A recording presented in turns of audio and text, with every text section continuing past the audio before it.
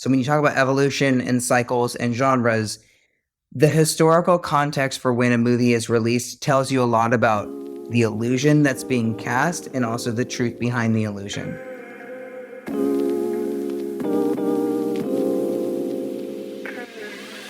Hi, everybody. Welcome back to another episode of That Can't Be Right. I am your host, Ryan Rogan. Movie buffs would call this episode a sequel.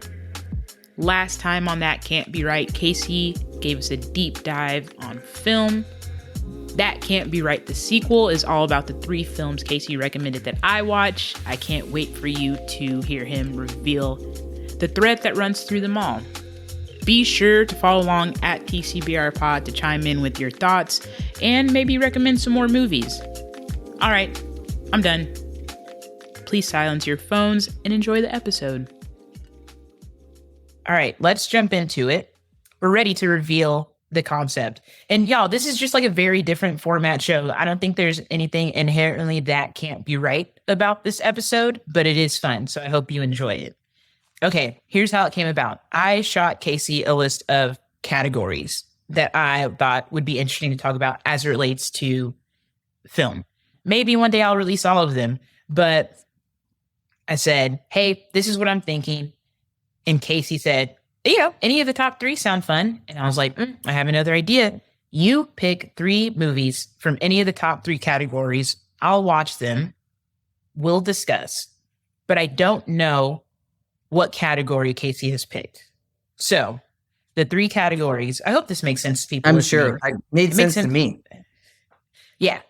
First, critically panned movies that Kacy thinks are good. Critically acclaimed movies that he thinks are not good, and movies he wishes more people had seen.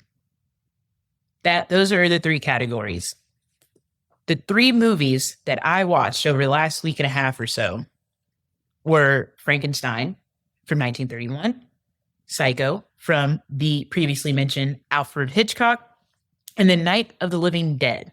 I am actually terrified of horror movies generally. So you might not be surprised to learn I had not seen any of these movies.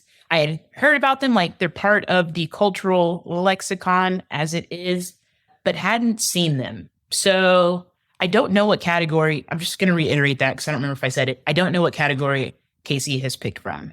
But he has said some things throughout the course of this conversation that could help me, could be misdirects. I don't know. It's movies, right? There's truth and there's an illusion. I'm hip. I'm not going to guess yet. I don't have to guess. But I will tell you, instant reaction to these 3 movies. It's like, man, I'm like, man, I've never seen any of them. Watching Frankenstein, I realized I was not familiar. Like, I'm familiar with Frankenstein as like the rah-rah monster. And it's Frankenstein's monster. That's not the monster's name. But I realized like I hadn't seen it, didn't know how it ended. Also familiar with Hitchcock. I also avoided Googling things because I didn't want any spoilers. The most known story I have about Hitchcock is that like he did the movie with the birds and was pretty much torturing that actress like in that scene, in the process of filming that scene. And then Night of the Living Dead, when I was looking for a place to watch it online, legally, it's out there. It was filmed in Pittsburgh, so I was excited about that because I went to Pitt. But tell me more about your process in selecting as much as you can without like maybe revealing. The category? Yeah. Yes. If you can. If not, I can just like rant about them or you can tell me why you love No, them. I mean, so I chose 3 films that are canonical and part of a larger conversation, and specifically 3 films that are part of the same genre, right? So when you look at 3 films that are part of the evolution of a genre, it's really important. And also the years in which these films came out are also very important because they talk about a cycle. So when you talk about evolution and cycles and genres, the historical context for when a movie is released tells you a lot about the illusion that's being cast and also the truth behind the illusion. So 1931 is Frankenstein. 1960 is Psycho. And 1968 is Night of the Living Dead. Those are 3 very important dates. And we should talk about those specific time periods as they relate to the movies. But I would like to hear your take first. Okay, boom, woo. Again, I tried to avoid spoilers, like looking up actors or anything like that. So I'll start with Frankenstein, 1931. I was also familiar with Boris. Is it Boris Yeah. Karloff? As like a person who was well known in horror for like his Mhm. costumes. But man, truly, also Limley Theaters. The person who speaks at the start of the movie says Lamel, and I was like, oh, we've been doing this Yeah. wrong for 80 years. Oops. One, it's so short. It is. Two, it's compared to like big blockbusters of today or even Jordan Peele type movies of today, it's really quiet. Just like the limitations of technology. That was also really shocking to me. Three, there's like not a wasted frame. Everything just moves the story forward in a way that I wish Marvel would copy or Judd Apatow or somebody just like, let's chop off 30 minutes of every movie. So that was really interesting to me. But as I alluded to earlier, I was surprised like how unfamiliar I actually was with the story of Frankenstein, why Frankenstein was created, who created him, like the motivations, and like how it ended.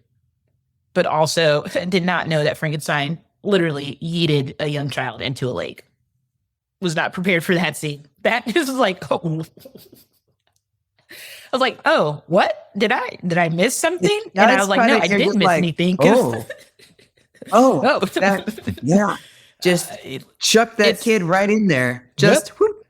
See, yep. So also, like overall, I liked it. Right? Is nice short movie, nice introduction to like something that's pretty well known that I just never really deeply engaged with. So that was my review of Frankenstein. I love that. So I would like to zoom in really quickly on that moment of him chucking the child, right? Because what is the child doing? They're picking flowers to toss into the little body of water. She was hanging out with their dad, and she was like, I'm gonna go down to the lake, hang out, and then Frankenstein stumbles across her. She's throwing flowers, he's throwing flowers, having a good time. And then like they're out of flowers, and he's like, oh, this is as good as any flower we have. So it's an accident.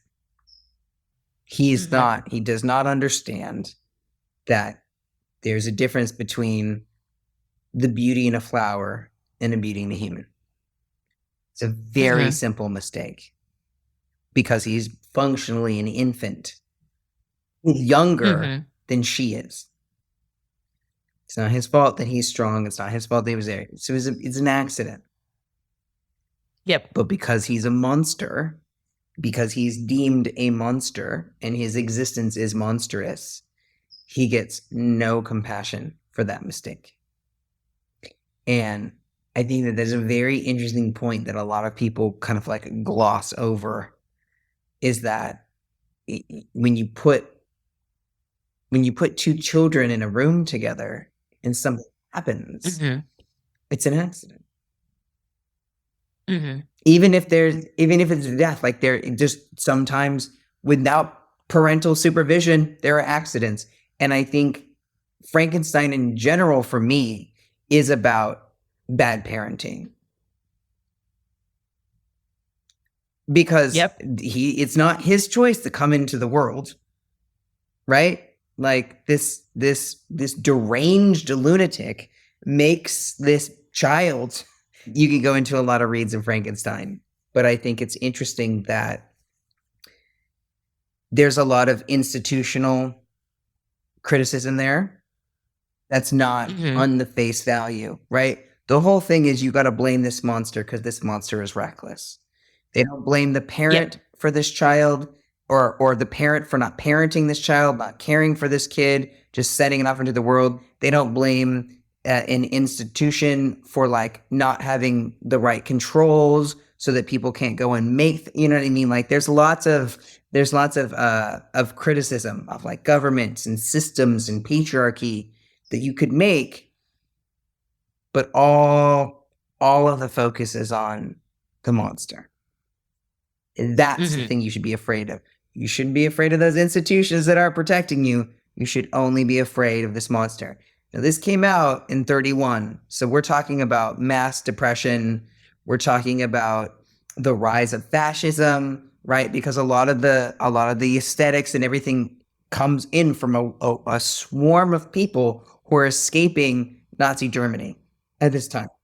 So all these people who are just like, basically running for their lives to the United States, getting jobs in movies, and then adding those horrific elements to kind of like make our monster the scapegoat also, is very important. And just know that like this is after the Great Depression. So the government, the stock market has crashed.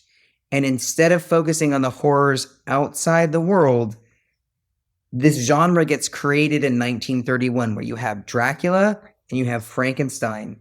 And it's the first appearance where suddenly now people who talk funny, people who have scars, this is the beginnings of like anti-trans movement.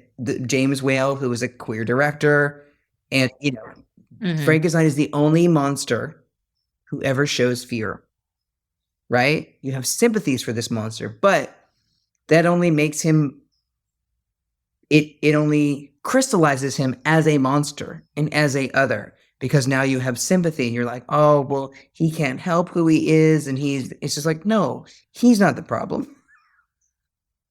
Yeah. Everything else is the problem. He's the victim. Right. We should protect him. Yeah. So that's right. That's one of my reads of Frankenstein. Do you want to do another read of Frankenstein, or do you want to jump to the next movie? My other read of Frankenstein is like he is the literal incarnation of two men who create life outside of heterosexual sex. That's what Frankenstein is. Also, yeah, because he's like, I'm God. I'm God, but I'm also he is queerness incarnate. He is he is what society hands you as the fear of gay sex, queer sex. Oh my God, look at what this creates. It creates functionally what is a trans kid. Right? Like when I have a poster of Frankenstein in my house, because one of the things he was my favorite monster when I was a kid. I would go to Universal Studios and I would find him, and I just loved him so much. There was something in him that I saw that connected him to me. And when I look at the scar in my chest, I'm reminded that like I too am a different kind of man. And that's okay. And it's very strange to it's one of the powers of movies to be able to sort of normalize and internalize something about yourself through a movie, but that's how it works. And we all do it.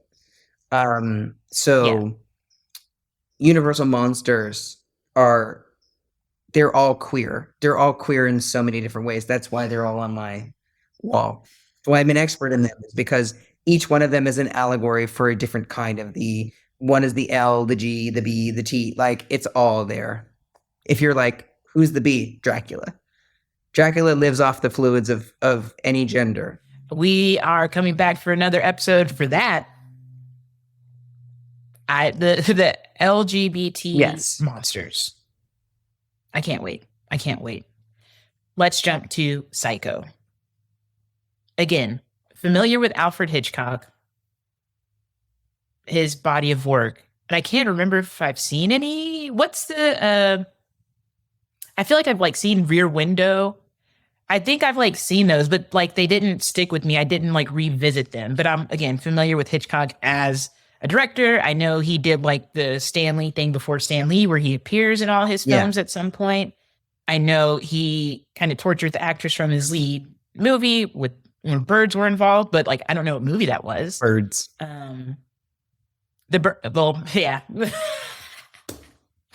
Got it. I'll remember that now. Just the torture of the birds. And then there's also a story on Twitter a few weeks ago where someone's like, I bet I could stay here all night and not go to the bathroom. And apparently like he fed that guy laxatives. So was he super nice? I don't know. But as I started watching it, I recognized like Norman Bates Motel. I know there was new like IP created for that within the last like decade or so, series.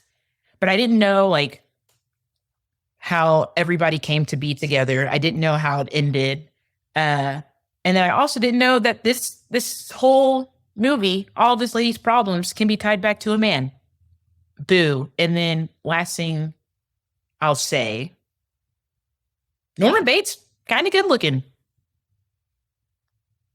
And I going back to like discussions about like masculinity, I don't think if I had watched this movie like 10 years ago, I would have said that. I think like that style of like very kind of like boxy clothing, hair, not like super Macklemore crazy or anything like that. I think that's in right now. So people like are even myself like more accepting or attracted to it. So kind of ready for the ending. And then like the last shot right before they pull the car out, the smile, very creepy. And I was watching it right before bed and I was like, I need a palate cleanser. But that is my review of Psycho. I enjoyed it. I also enjoyed Frankenstein. I don't know if I mentioned that, but I enjoyed Psycho. Yeah. Psycho is a great movie. Did a really, really good job. The critical piece about the historical relevance of Psycho is that in 1950, televisions got introduced into the home, right? And so you had less people going to the movies, and you basically had everything became very siloed. Everything became very like behind closed doors, right? So people stayed in their houses more. They didn't socialize as much. They didn't have to leave, right? The TV kept it within the walls of the house. So movies had to change. They had to do something a little bit more. In certain respects, it had to give you something that TV wasn't, because TV stayed in home, it had to be very cookie cutter. It was very advertising based. It was very consumable by a mass audience. It was entirely illusion. It was entirely capitalism. TV is a capitalist wet dream, right? That's what it is.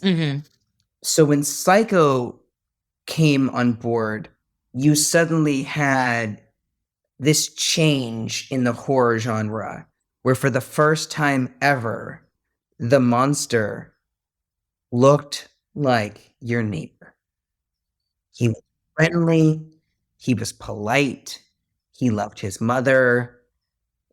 But behind closed doors, he's a cross-dressing psychopath who wants to hurt women. I don't know if you're familiar with an IP called Harry Potter.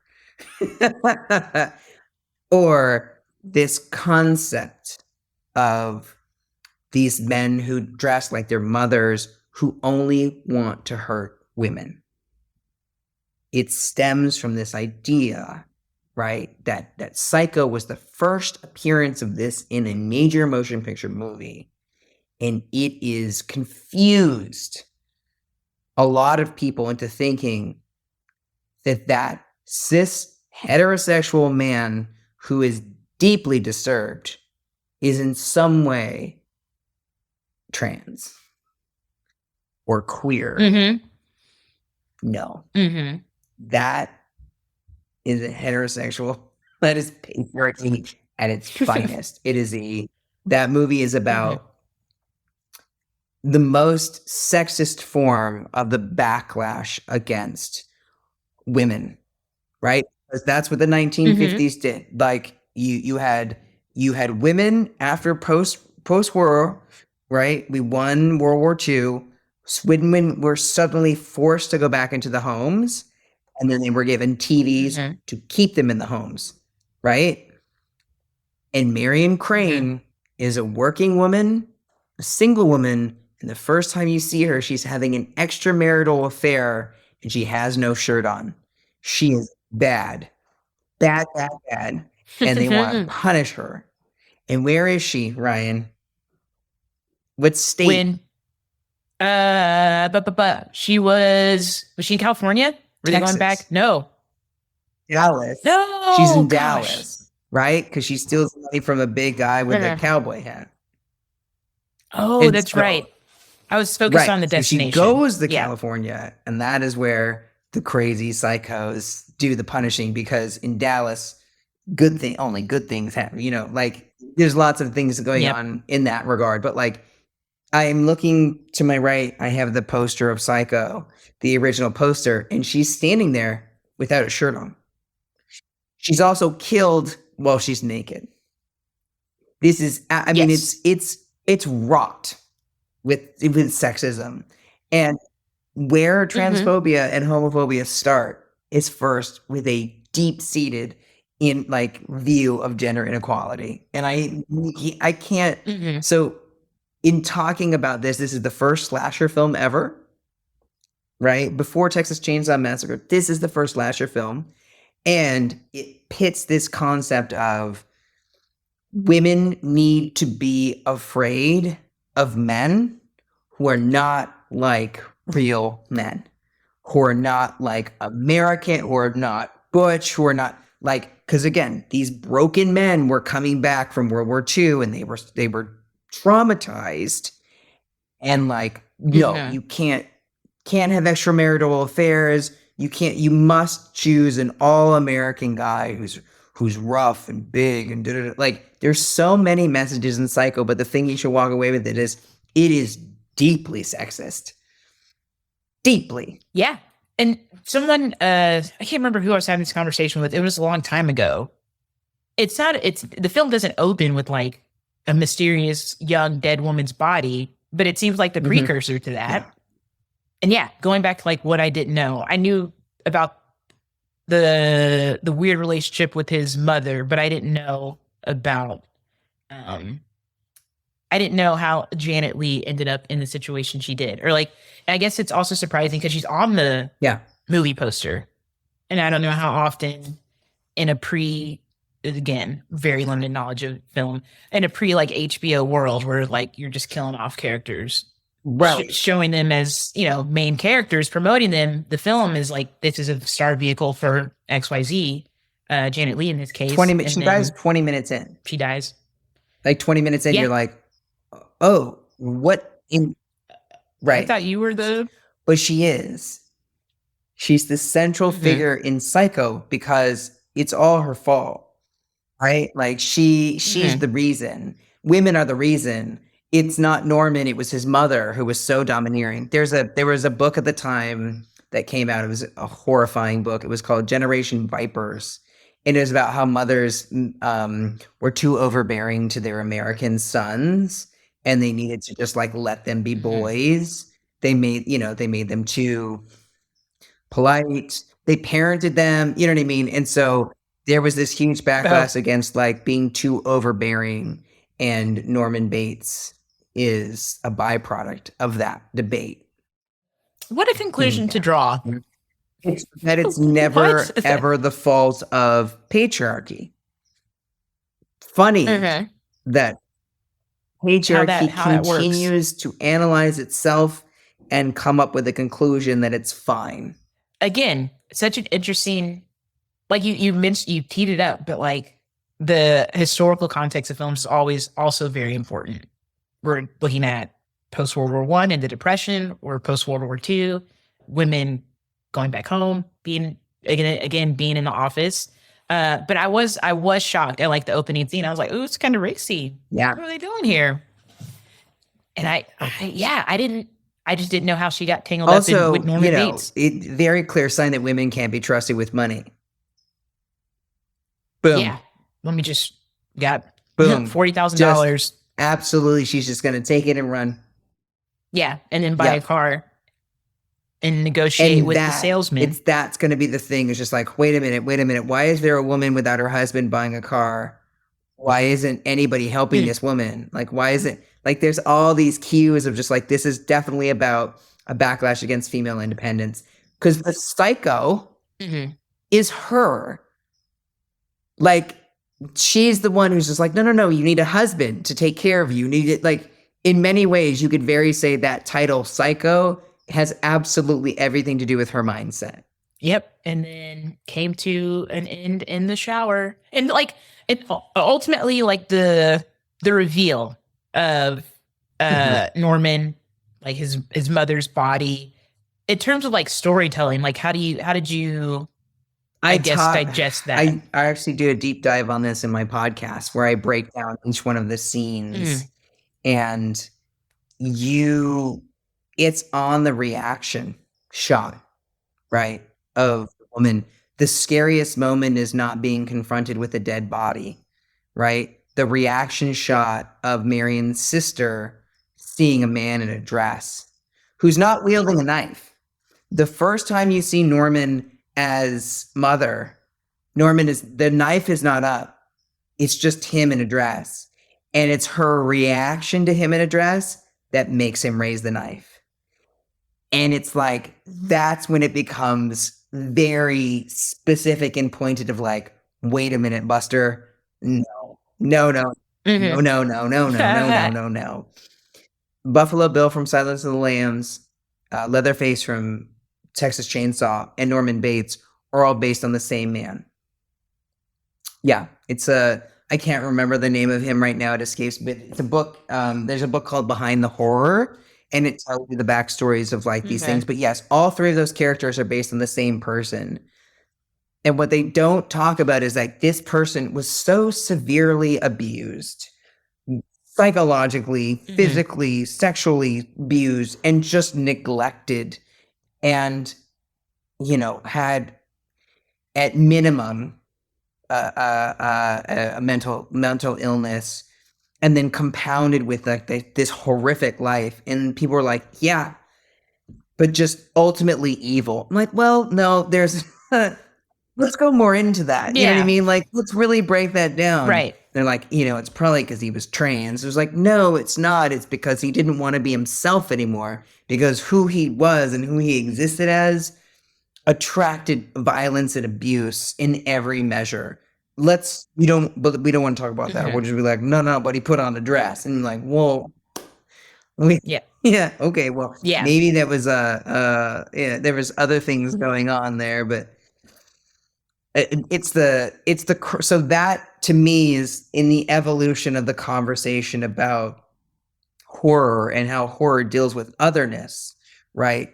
Is that at first you have this very clear understanding of like, how horrific is it to envision men differently? Like Frankenstein, at the end of the day, you talk about men coming back from World War I, right? Missing, having scars and missing appendages and having that be horrific. So there's a sort of fractured masculinity that Frankenstein introduces. Then it evolves to Psycho, Right. where now suddenly you have this specter of woman who's coming in to disrupt masculinity. And you talk about how the feminization of masculinity by having women be independent. And you're like, but if women have jobs, that means men wear dresses? Like, I don't... That's the thing. That's your answer to this, is that as soon as a woman gets a job, every man must wear a dress now? And it's just like, apparently when you put a trans woman on a Bud Light, you can't drink it anymore or else you're going to be fucking gay. And it's just like, oh my God. No common sense can't be Ryan's friend. Nope. No common sense. If you're mad at Bud Light or Target, probably not going to be BFFs. Yeah. But love that. Again, you were like, oh, that's a tall order for people to get educated listening to the show. And no, I think we're clearing that bar way better than, I don't know, most men clear like conversations. Yes. Finally. We'll save the best for last. Finally. Yes. Night of the Living Dead. I, again, familiar with kind of the IP that has spun off from this original film, because it seems like it came out for a long time. They did different things with it, but I wasn't familiar with the film itself. So it opens up. I'm trying to I wrote notes down in several different places, because also this one took me several tries to watch just because of who I am as a person. It's also really scary. Yes, it is. It's just probably the scariest. I don't think I could watch a modern version of it, because I think it would just be so scary. But it starts brother and sister at a cemetery, and then immediately zombie. She gets away, and then there's a black guy. And I was like, what? Okay, black guy, I see you. And then Ben. Yes, Ben. Also, very attractive. I will say, in my post viewing Googling, I was disappointed, like kind of across the board, that like some of these people, like their careers didn't continue for whatever reason. Because I was like, man, I'd watch more movies with some of these folks. But yeah, so they're holed up, hiding from the zombie ghouls, whatever they're calling them. And also in my mind, I watched The Last of Us, played The Last of Us. So I'm thinking about that as I'm watching and like how the viewing experiences compare. What I mentioned earlier when discussing the movies was like, man, they're quiet. There's not as like scary, like when they're getting attacked necessarily, but still pretty scary. Also, like more grounded in reality. Night of the Living Dead, because like you watch movies or video games, it's like, oh, everybody seems to have like a limited supply of stuff, but it makes sense that there's like boarding up the house. Some other characters come into play. Mr. Cooper, the worst. And then the other young guy who when the car caught on fire.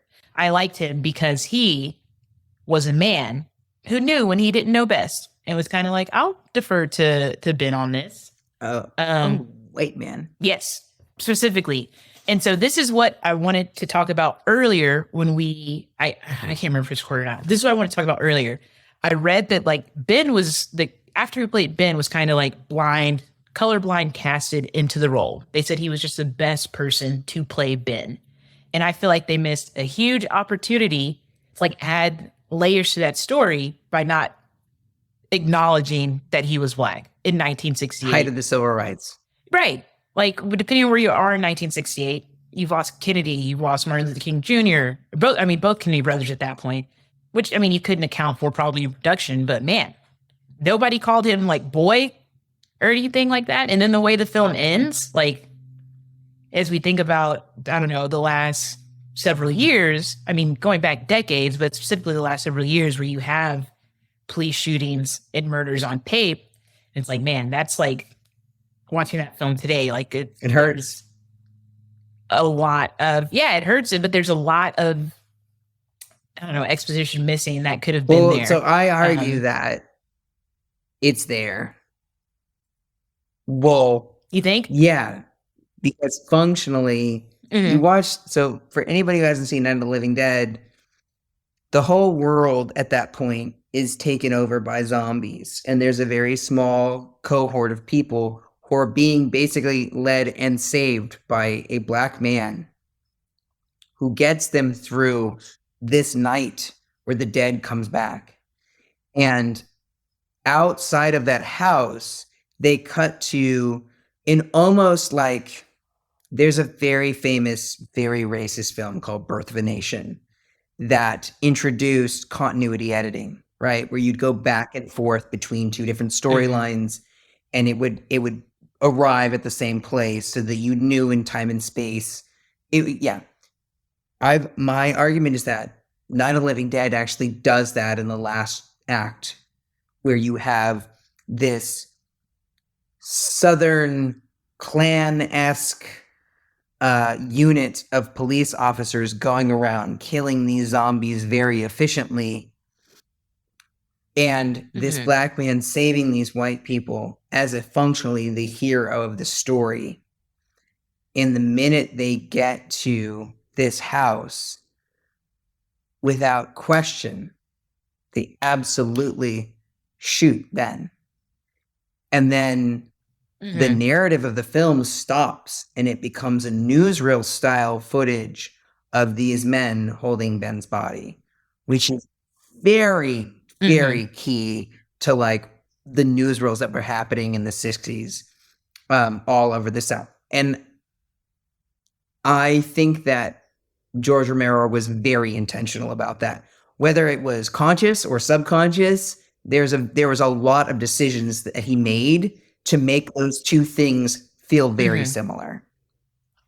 And I think that it is palpable when you talk about the whole mode of what a zombie is. And the first appearance of them on screen is in the South during civil rights. And it's like, oh my God. So I have beef with The Walking Dead, the TV show The Walking Dead, because it takes place in Georgia, right? It takes place in Atlanta.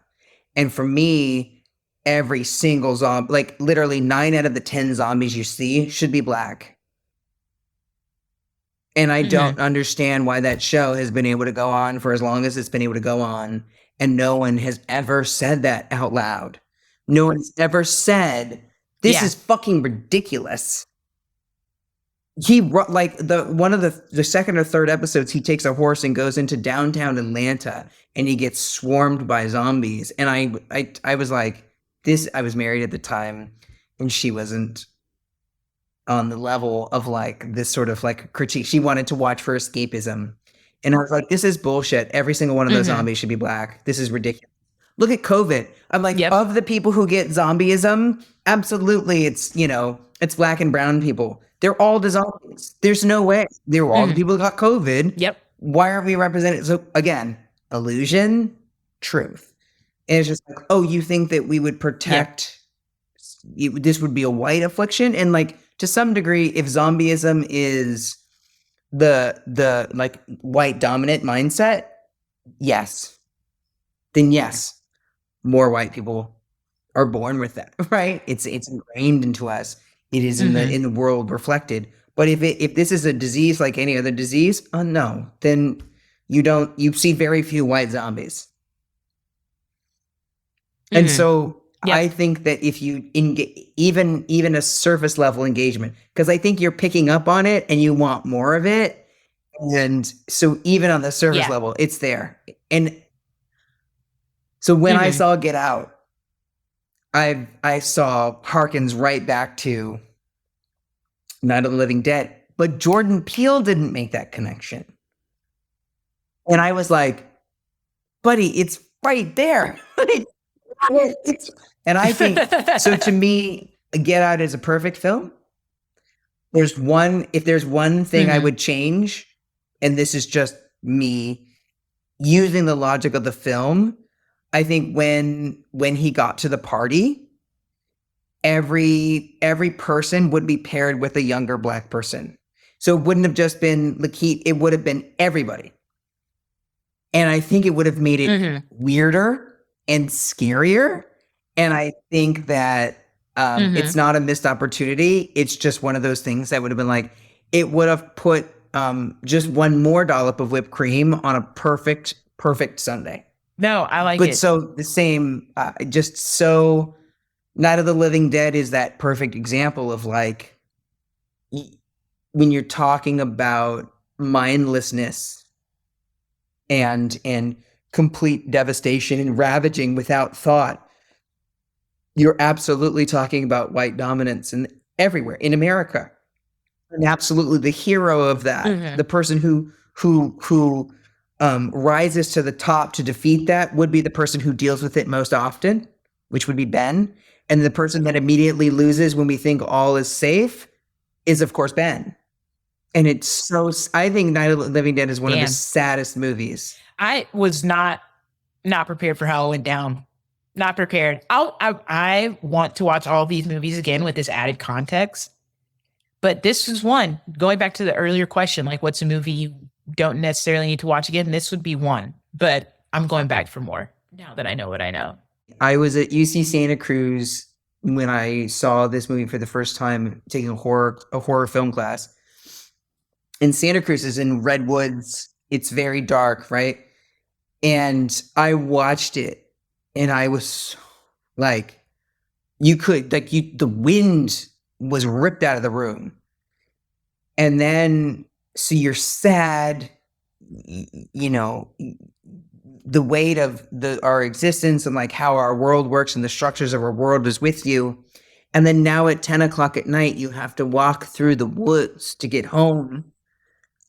And I ran like a little scared kid. I ran as fast as I could through the woods and got home, and then scared my roommates because the way that you got down to the house it was like an apartment on campus, and you walk down a set of stairs and then there was a sliding glass door. And I ran so aggressively, I like landed in front of the door, and the TV was like right next to the thing. And so they were all sitting on the couch, and just and like hit the glass, and I was like, "What? Open the door!" And they had locked it. I was like, "Open the door! Open the door!" They're like, "What's wrong?" And I was like, "Nothing. I watched Night of the Living Dead, and I have no idea what's out here. Just open the door."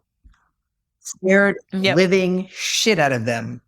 Frankenstein, I was okay to watch during the day. I started Night of the Living Dead in the evening and then finished it during the day. Honestly, The Last of Us, if I didn't have a friend coming over to watch with me, or if I wasn't going over to a friend's place to watch, that was a Monday morning watch or Monday afternoon watch when the sun was very bright. You know what? There are certain times when I've had to turn off Succession because I just feel like I just watched I caught up last night. Usually I have to watch Succession while standing up like a sports game, standing up in the middle of my living room, like negotiating it, just because it's so emotionally painful to see people be that cruel to one another and laugh about being like painful. You want to hear about the unhinged way I've watched Succession? I started watching it. And whenever, or maybe not when it came out, but maybe after the first season it ended because everybody was talking about it. And I was like, everybody's talking about it. I'll give it a try. And I don't know if I watched the whole first season or just maybe like a few episodes, but I watched it. And I was like, these people are all terrible. Like, there's not a single person where I'm like, I hope you do okay. So I stopped. Like, I didn't watch the second season. I didn't watch the third season. And then the season, I mean, we're knee deep in spoilers now. This episode where the dad died, that got spoiled on Twitter immediately. But I mean, it's called Succession. He has to die. True, which is people's point. And I was like, I guess I just hadn't thought of the show at all. So I was like, well, you know what? Everybody's already talked about it. I'll watch it. People are saying it's such a good episode. So I watched. I was like, this is a really good episode. So I've been watching since then. Well, I watched that episode. I watched the episode immediately after. I think I missed an episode or two, and I watched the election night episode. And then the funeral episode. That's a great story to me. I don't need whatever happened in the middle. I don't really care. I think that the mark of great storytelling, and I can do this from The Sopranos because I'm going to say something very controversial right now. So I didn't have a television while The Sopranos was airing. I was like in college and grad school, and I just didn't have a TV. I was living in New York City when the Sopranos series finale ended, and I only watched the finale episode, which was, I think, one of the most controversial moments in television history. Yeah, I actually watched the whole series. But yeah, and I remember watching it. Everybody in New York City, I was watching it at a bar. Everybody at the bar I thought they were going to murder the bartender because they thought that the TV had gone out. They thought that something was wrong. And I tried to point out to New Yorkers that, like, when credits roll, that's when you can see the credits roll, it means the television is still on, dipshit. Like, hey, fucking jabroni, do you see the credits? Fucking done. That's how they end. And they were like, yeah, I've never heard the C word more in my entire life, except at a Raiders game. I was like, that's perfect. It's a perfect ending. And people were just like, how can you say, you haven't watched any of the other episodes? How can you say that? And I could be like, because if you're talking about the life of a gangster, you do not know what is going to happen. Does he get shot? Who knows? Does he live happy, live in? Who knows? Because that is the life that he has chosen. And every single member of his family that is complicit in that is it's complicit in it. That they also live with the uncertainty that they do not know if their consequences or choices are ever going to catch up to them. And I'm like, I guarantee you it is perfect. And then, I don't know, like 6 months ago, I watched the pilot where it starts with Tony and he's having a panic attack and he's uncertain and the ducks and I was like, how in the fuck else do you think this was going to end? Like, the whole thing is his existence, right? His existence. And he's afraid of turning out his father and dying. I was like, what a fucking perfect ending. You should be able to do that with any well-written TV show. You should be able to pick it up at any point in time and be immediately sucked in. So that bodes well for Succession. Mhm. Yeah, I'm happy with the experience so far. I and don't I'm think you not. need to go back and watch anything else. I don't think I will, because to your point, like, I've picked it up. It's good. There's nothing missing. Nothing missing. I get that they hate each other. They backstab each other. They're rich. Maybe you've had issues with substance abuse. Whatever. You knew none of It's them were fine. going to die except for Logan. Right. And it's, a battle to see who succeeds. In Psycho, you know that there's going to be a psycho in it. You're just not quite sure who it is based on the poster. But yeah, we took a detour, but I'm happy with it. I love talking about media and TV shows. And I don't stuff, think we so took a detour. I think we did exactly what we're supposed to do. it was in the game plan. But let's bring it home. It's time for me to guess. Let me just read the categories again. For those of you who are still listening, it was critically panned movies Kacy thinks are good, critically acclaimed movies he thinks are not good, and movies he wishes more people had seen. I am going to go with movies he wishes more people had seen. Not only you were an outstanding 3-point shooter, you're also a phenomenal guesser, because that is absolutely correct. Add an applause for me right here. I was torn, because I was like, oh, maybe it's a trick, and it's movies that might have been critically panned when they were released. And then I was also like, acclaimed movies think are good, but maybe have like problems with like the presentation or even like the public's reaction to them. But I think movies you wish more people had seen. Throughout the course of the conversation, that became clear. So I'm very excited. Thank you for sharing those movies. It was really hard not to. I was like, you know what? I have to do something straightforward, because there were parts of me that were like, could I do an hour on Pitch Perfect and why I think everybody should see Pitch Perfect? Which is like, Pitch Perfect is one of my go-to movies because the last scene makes me so happy. Good. It's just great.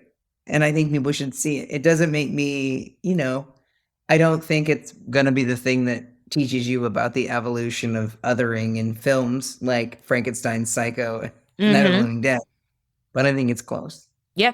Yeah. I mean, Elizabeth Banks, Kay Cannon, what great contributors to pop culture. Before we wrap, you mentioned Pitch Perfect. Was there anything else that was left on the cutting room floor of, I guess, the category that you landed on? Are there any other films like you would recommend if someone, including myself, wanted to like continue exploring this area of film?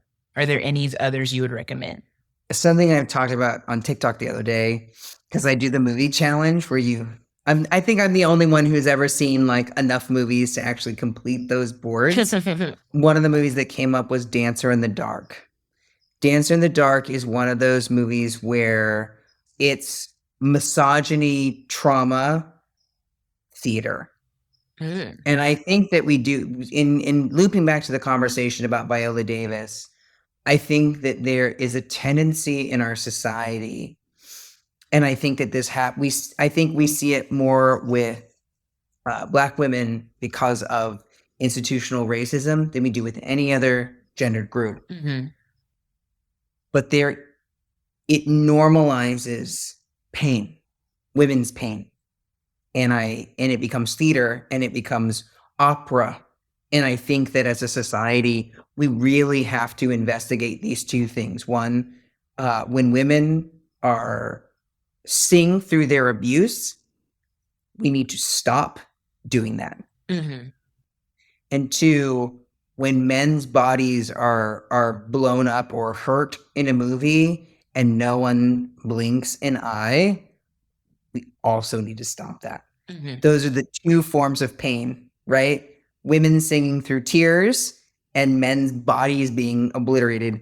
Because if you look at shootings, police or mass or any, women crying and no one caring or singing through it or being praised for their resilience, and bodies being riddled with bullets, specifically men's bodies, war, those two things, those two facets of acceptance.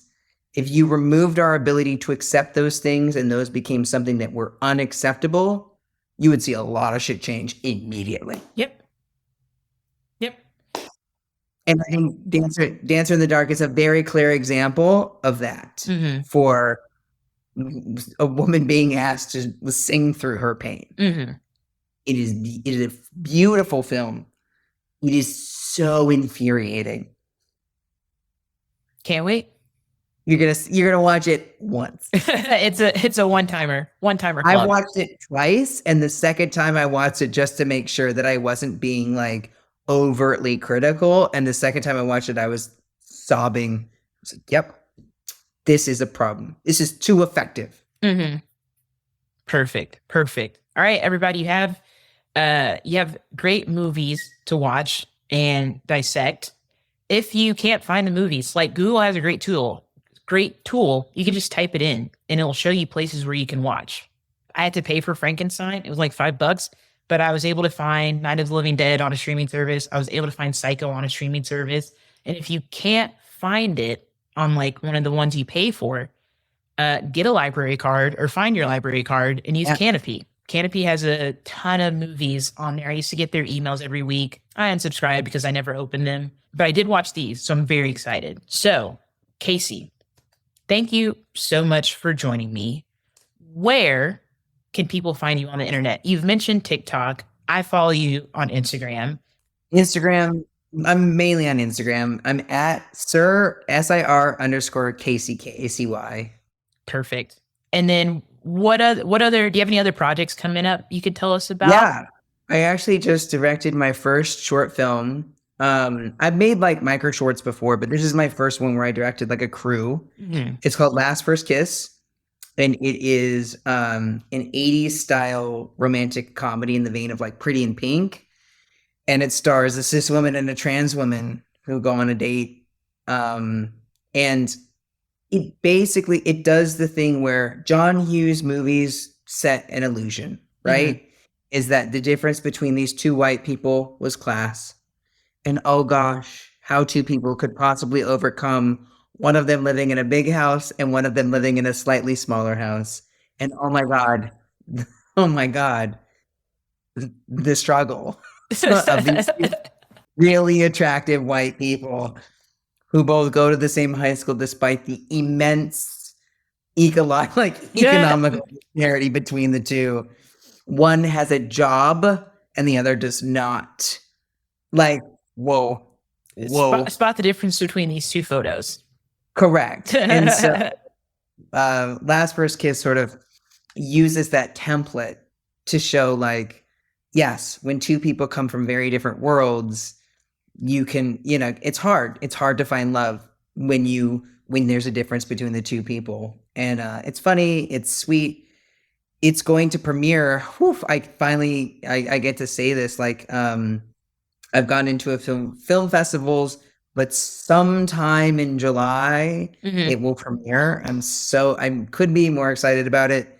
And I wrote it, I directed it. I like Alfred Hitchcock. I have like a small cameo in the background, which I'm super happy about. Nice. But the cast is primarily trans, non-binary, gender expansive, and queer. And it's a mixed bag of diversity. The crew is entirely diverse. The cast is entirely diverse in all directions, young and old, racially, economically, identity, sexual orientation, all of it. I check a lot of buckets because I have a lot of buckets myself. So yeah, I'm really excited. So I'm not just someone who like criticizes movies. I'm also now starting to make them. So we'll see how good I am at it. I feel like you'll be great. I can't wait to watch it. And I'm really excited that you created a space and a set like where all those people, like you said, from all of those buckets could come together and offer their perspective. So it's the only way to do it. I'm not a big fan of like, it's an all blank or an all blank. I'm like, there are spaces for those for sure. But because I'm not an all blank, I feel like mine shouldn't be that way. Yeah. Love it. Love it. Love Kacy, thank you so much. Everybody, if you enjoyed this episode, like I said, rate, review, subscribe. Check out Kacy's podcast, The Stories We Tell. I think you'll probably get even more of the great insights you got in this conversation in his podcast.